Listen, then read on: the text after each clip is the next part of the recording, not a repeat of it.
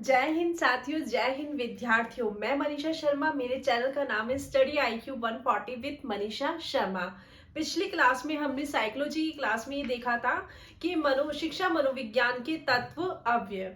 आज की क्लास में हम देखेंगे कि शिक्षा मनोविज्ञान के क्षेत्र क्या है। तो शिक्षा मनोविज्ञान का क्षेत्र क्या होता है?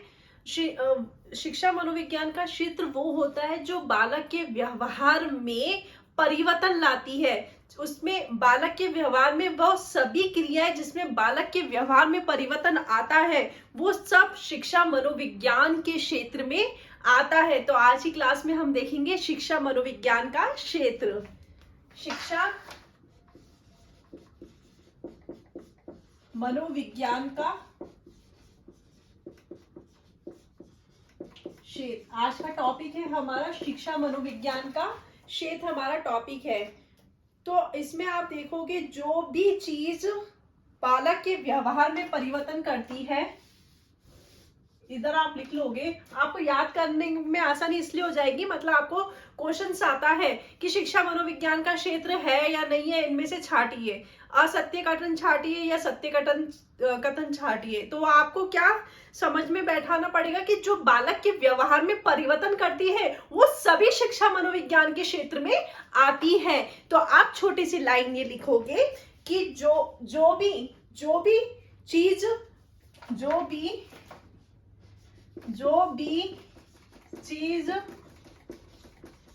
बालक के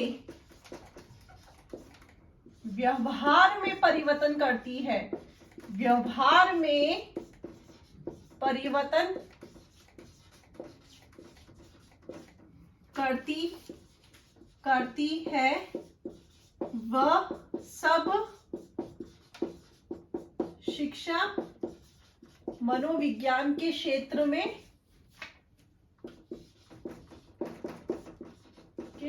में आता है। तो आप ये बोलोगे जो भी चीज या क्रिया या जो भी हम करते हैं बालक के व्यवहार में जो परिवर्तन करती है, वो आपके शिक्षा मनोविज्ञान के क्षेत्र में आता है। इसमें आपके विलियम जेम्स ने एक परिभाषा दी है। विलियम जेम्स है आपके, उनकी परिभाषा, विलियम जेम्स ने परिभाषा दी है कि आकाश से धरती तक सभी विषय वस्तु का अध्ययन, आकाश से धरती तक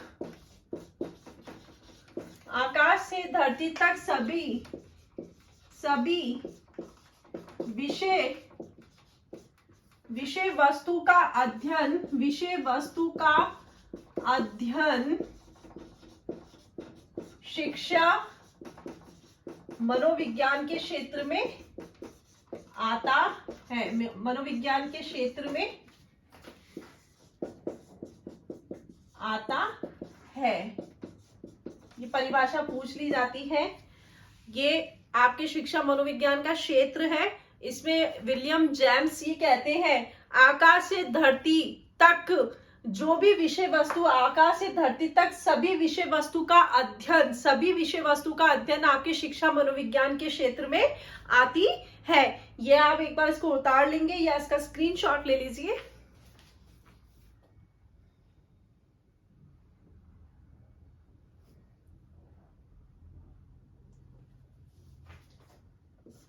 स्कीनर की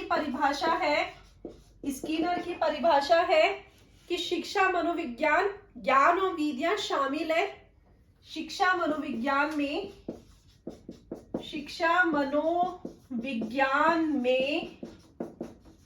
ज्ञान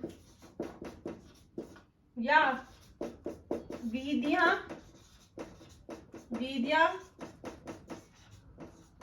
शामिल, शिक्षा मनोविज्ञान में ज्ञान या विधियां शामिल है जो सीखने को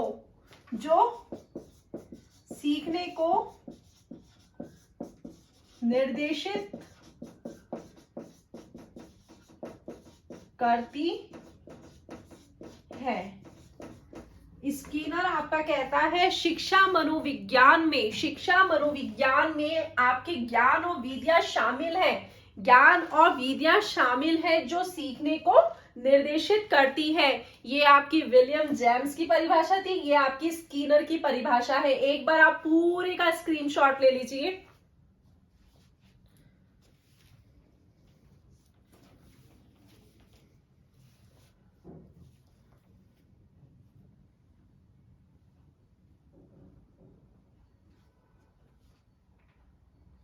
ठीक है साथियों, अब हम नेक्स्ट क्रो एंड क्रो की भी परिभाषा लिख लेते हैं, क्योंकि अगर वो क्षेत्र में से परिभाषा पूछता है तो हमें पता होना चाहिए जो बालक के व्यवहार में परिवर्तन कर रहा है वो मनोविज्ञान के क्षेत्र में आता है। अब क्रो एंड क्रो क्या कह रहा है? क्रो एंड क्रो कह रहा है शिक्षा मनोविज्ञान व सीखने को प्रभावित करती है। क्रो एंड क्रो, शिक्षा मनोविज्ञान का क्षेत्र, शिक्षा मनोविज्ञान सीखने को, शिक्षा मनोविज्ञान व सीखने को प्रभावित करती है। शिक्षा मनोविज्ञान सीखने को प्रभावित करती है। ये आपकी परिभाषा थी। अब आपको देखना है कि शिक्षा मनोविज्ञान के अंतर्गत के क्षेत्र के अंदर क्या क्या प्रभावित होता है। तो आप देखोगे कि सबसे पहले आता है वंशानुक्रम का अध्ययन। आप देखोगे वंशानुक्रम का अध्ययन या विकास, तो विकास आपके सीखने को प्रभावित करता है, वंशानुक्रम भी प्रभावित करता है। कोई बच्चा प्रतिभाशाली होता है, कोई बच्चा मंदबुद्धि होता है, किसी की समझने की शक्ति बहुत तीव्र होती है, किसी की समझने की शक्ति कम होती है। तो आपके सीखने को प्रभावित वंशानुक्रम का अध्ययन या विकास भी प्रभावित करता है। इसको दूसरा है आपका अभिवृद्धि भी प्रभावित करती है और विकास। आपको तो ये समझना है कि अगर एग्जाम में आपका क्वेश्चन आ जाता है तो पूछता कौन सा क्षेत्र है और नहीं है, जो बालक के व्यवहार को परिवर्तन जिस चीजों से हो रहा है वो सब मनोविज्ञान के क्षेत्र में आ जाएगा, और जिससे बालक के व्यवहार में कोई प्रभावित नहीं हो रहा है तो वो मनोविज्ञान के क्षेत्र में नहीं आता है। तो आपको पता है वंशानुक्रम का अध्ययन भी प्रभावित करता है, वंशानुक्रम भी प्रभावित करता है, अभिवृद्धि और विकास भी प्रभावित करता है।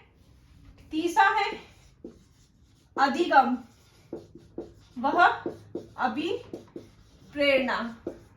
अब देखो अलग क्लास में आपके पास सब तरह के विद्यार्थी पढ़ते हैं, कोई फर्स्ट रैंकर वाला विद्यार्थी भी है तो कोई कम पीछे रैंक में आने वाला विद्यार्थी भी है। तो अधिगम भी प्रभावित करता है, अधिगम और अभिप्रेरणा। कोई तो नेगेटिव चीज से अभिप्रेरणा लेता है, कोई पॉजिटिव चीज से अभिप्रेरणा लेता है। ये बालक के व्यवहार में परिवर्तन करती है। चौथा है आपका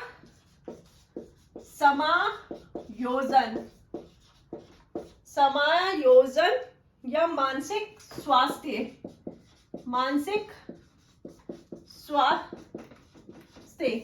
अब देखो किसी बालक की एडजस्ट करने की क्षमता ही नहीं है तो वो कभी भी लर्निंग नहीं कर सकता, उसके बालक के व्यवहार में कोई परिवर्तन नहीं आएगा। अगर बालक एडजस्ट करना सीख जाता है तो उसका शिक्षा मनोविज्ञान में बालक के व्यवहार में परिवर्तन होगा, और ये आपके शिक्षा मनोविज्ञान के क्षेत्र में आते हैं। समायोजन भी आता है, बालक का मानसिक स्वास्थ्य भी आता है। अगर बच्चा स्वस्थ है तो वो लर्निंग कर सकेगा, अगर वो लर्निंग करेगा तो बालक के व्यवहार में परिवर्तन होता है।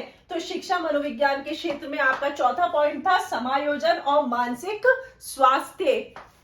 पांचवा है आपका रुचि और मूल प्रवृत्ति। रुचि और मूल प्रवृत्ति। अब बालक के पढ़ने में रुचि नहीं हो तो बालक के व्यवहार में कोई परिवर्तन नहीं कर सकता है। बालक बैठा हुआ है, अध्यापक पढ़ा रहे हैं और बालक को कोई रुचि नहीं है और उसकी मूल प्रवृत्ति में कोई परिवर्तन नहीं है, तो बालक को हम लर्निंग नहीं करवा सकते, बालक के व्यवहार में कोई परिवर्तन नहीं हो सकता। तो ये शिक्षा मनोविज्ञान के क्षेत्र में आपका रुचि और मूल प्रवृत्ति भी आता है। छठा है आपका अनुशासन। ये तो बहुत ही इंपॉर्टेंट होता है। अनुशासन भी बालक के व्यवहार को प्रभावित करते हैं। एक बार साथियों इसका स्क्रीनशॉट ले लीजिए या इसको आप नोट डाउन भी करते जाइए। एक बार आप इसका स्क्रीनशॉट ले लीजिए।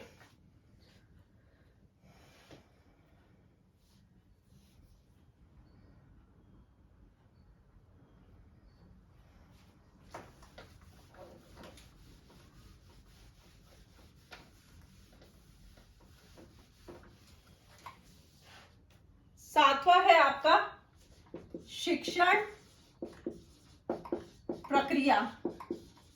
अब शिक्षण प्रक्रिया क्या है? अगर मान लो आपकी क्लास में ऐसा टीचर आ जाए जिनको खुद को भी उस विषय वस्तु का ज्ञान नहीं हो, तो बालक उस विषय वस्तु को नहीं समझ सकता। बालक सीखे हुए ज्ञान से अपने व्यवहार में कोई परिवर्तन नहीं कर सकता है। तो शिक्षण प्रक्रिया भी बालक के व्यवहार में प्रभावित करती है। तो सातवां है आपका शिक्षण प्रक्रिया। आठवां है आपका व्यक्तित्व। पर्सनालिटी। हम किसी भी, चाहे वो बालक हो चाहे कोई भी व्यक्ति हो, हम व्यक्तित्व पर्सनालिटी से हम किसी के भी व्यवहार में परिवर्तन कर सकते हैं। अगर आपकी पर्सनालिटी ऐसी हो तो बालक आपको देख के मतलब अनुकरण करके सीखने लग जाता है। अधिकांश हम देखते हैं कि जब छात्रा अपनी अध्यापिका को देखती है और उनकी पर्सनालिटी को देखती है तो घर पे भी वो टीचर बनती है और वो पढ़ाने लग जाती है। तो क्या है कि व्यक्तित्व भी आपके व्यवहार को प्रभावित करता है। तो आठवां है आपका व्यक्तित्व। नौवां है शैक्षिक समस्याएं। शैक्षिक समस्याएं। अब शैक्षिक समस्या अधिक हम जब स्कूल में विद्यार्थियों को अध्ययन करवाते हैं तो समय समय पे कुछ शैक्षिक समस्या भी आती है। कभी आपका पीरियड मिस हो जाता है, कभी कोई टीचर्स नहीं आता है, कभी बच्चे नहीं आते, तो ये शैक्षिक समस्या आती है। कभी बारिश आ जाती है, तो कुछ भी हो, जब आपकी शिक्षा प्रभावित होती है तो वो शैक्षिक समस्या आती है। और जब शैक्षिक समस्या आती तो बालक के व्यवहार में परिवर्तन आता है। बालक का व्यवहार, ये तो बहुत ही इंपॉर्टेंट है। बालक का व्यवहार, आप बच्चों को पढ़ा रहे हो और बालक का व्यवहार कक्षा में किस प्रकार सा है, तो सीखने में बालक के व्यवहार का बहुत इंपॉर्टेंट रोल होता है। अगर बालक सीखने को जागरूक होता है, सीखने के प्रति जागरूक होता है, तो वो बालक के व्यवहार को परिवर्तन करेगा और जो वो सीख पाएगा। तो बालक का व्यवहार सबसे इंपॉर्टेंट होता है, जो आपके बालक को व्यवहार में परिवर्तन करने में काम आता है। अगर बालक का व्यवहार अच्छा है, कक्षा में एडजस्ट करने वाला है, विद्यार्थियों के साथ, सहपाठियों के साथ अच्छे से शिक्षण कार्य करता है, अच्छे से अधिगम करता है, तो बालक के व्यवहार में परिवर्तन आसानी से कर सकता है। अगर बालक का व्यवहार झगड़ालू प्रवृत्ति का है, तो आप देखना कि आपके कक्षा में शिक्षण संबंधी समस्या आएगी, शैक्षिक समस्या आएगी, तो ये चीज आपस में एक दूसरे को प्रभावित करती है। तो बालक का व्यवहार सबसे इंपॉर्टेंट होता है। 11वां है निर्देश या परामर्श। अब ये है कि कक्षा में बोल दिया जाए कि भाई जैसे गणित का पीरियड चल रहा है और अनाउंसमेंट हो जाए कि नहीं भाई अभी तो खेल करवाया जाएगा या अभी लंच करवा दिया जाएगा, तो आपके निर्देश और परामर्श भी आपके व्यवहार में प्रभावित करने में विशेष योगदान देते हैं। अगर आपका निर्देश अच्छा होता है और एक सकारात्मक रिजल्ट परिणाम की तरफ होता है, तो तो वो निर्देश भी बालक के व्यवहार में परिवर्तन करने में सहायक होता है। निर्देश और परामर्श। 11वां है आपकी मानसिक, 12वां है आपका मानसिक प्रक्रिया। अब मानसिक प्रक्रिया में क्या है, अगर बच्चा मानसिक रूप से स्वस्थ नहीं है तो बालक के व्यवहार में मानसिक प्रक्रिया भी प्रभावित करती है। अगर बच्चा मानसिक रूप से अपने दिमाग का असंतुलन, दिमाग से अच्छे से नहीं पढ़ पाते हैं और दिमाग का असंतुलन होता है तो मानसिक प्रक्रिया उसको सीधे तौर पे प्रभावित करेगी, अधिगम में प्रभावित करेगी, बालक के व्यवहार में प्रभावित करेगी। एक बार आप इसका स्क्रीनशॉट ले लीजिए। ये सब बालक के व्यवहार में परिवर्तन कर रही है, तो ये शिक्षा मनोविज्ञान के क्षेत्र के अंतर्गत आती है।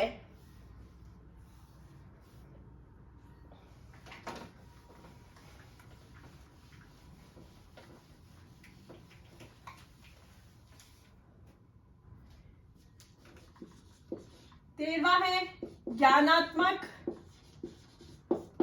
भावात्मक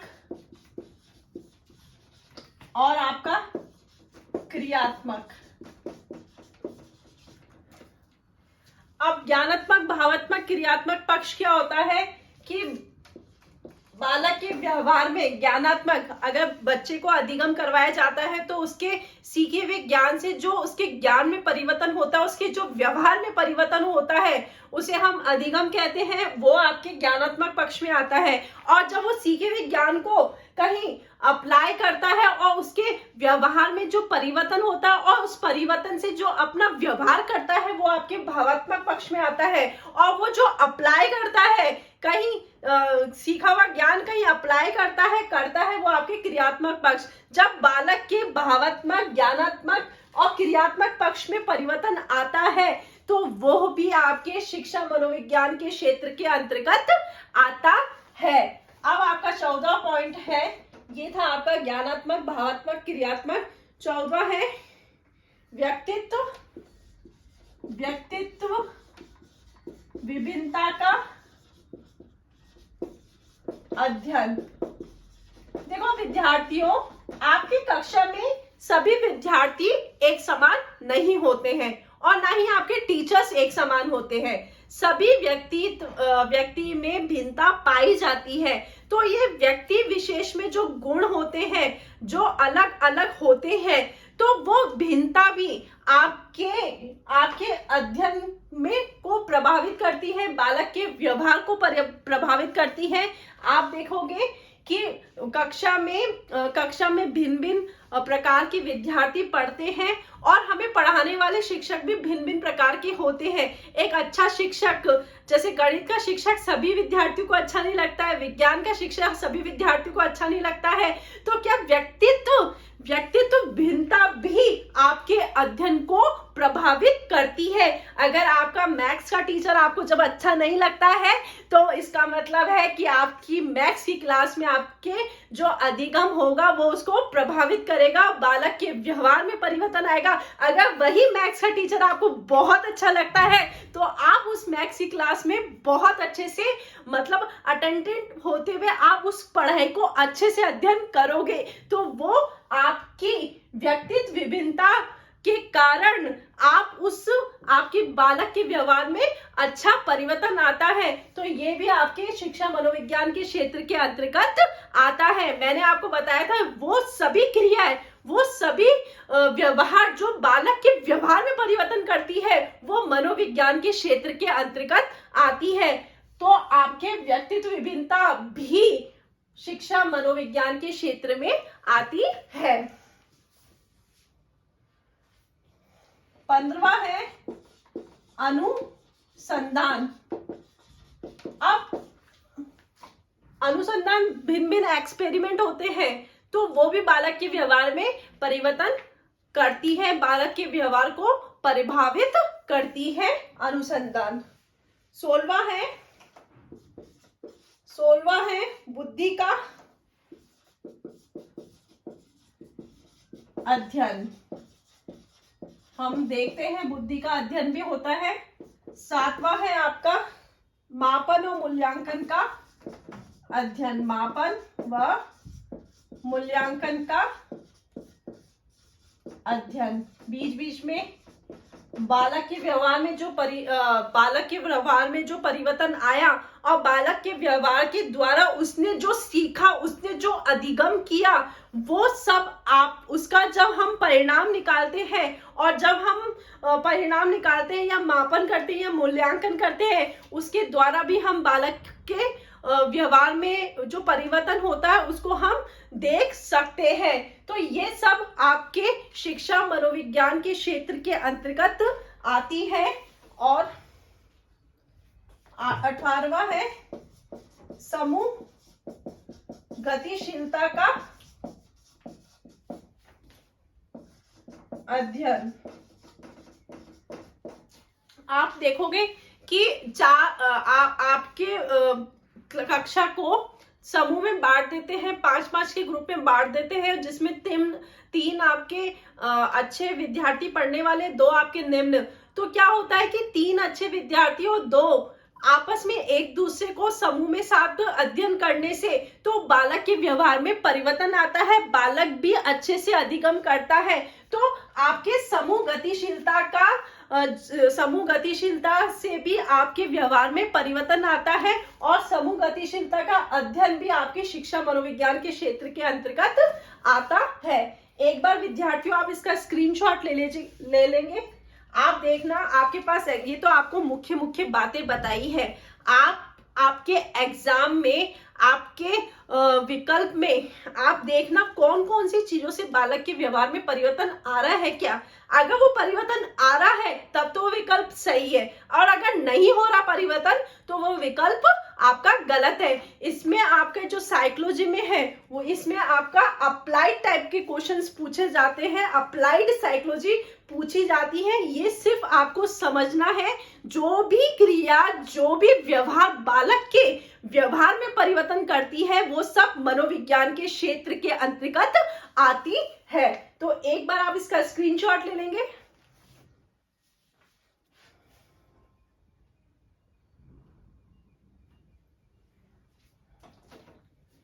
ठीक है विद्यार्थियों, आज की कक्षा हमारी यहाँ पे समाप्त होती है।